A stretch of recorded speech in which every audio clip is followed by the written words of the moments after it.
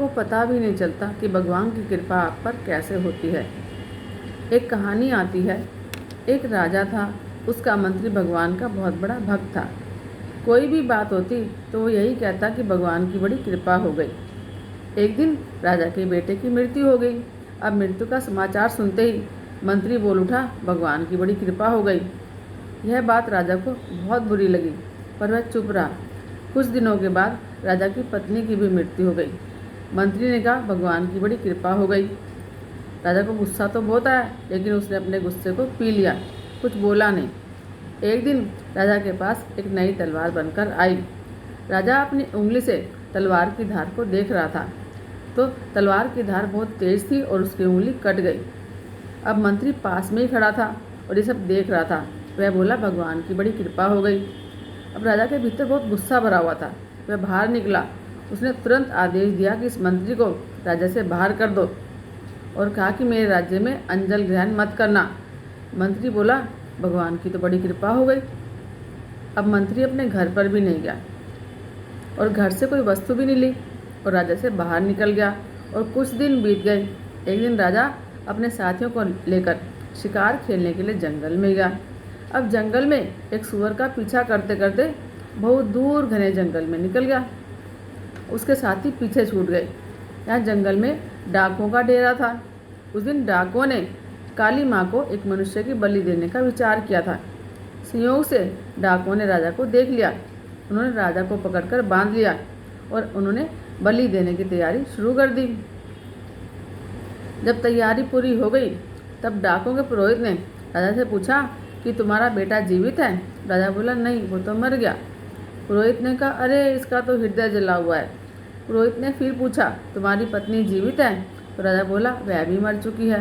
पुरोहित ने कहा, अरे यह तो आधे अंग का है, अतः यह बलि देने के योग्य है ही नहीं, परंतु हो सकता है मरने के डर से झूठ बोल रहा हो।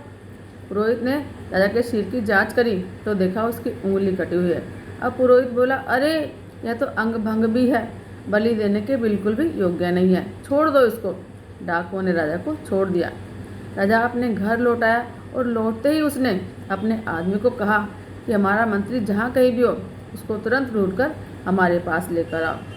जब तक मंत्री वापस नहीं आएगा, तब तक हम अंजल ग्रहण नहीं करेंगे।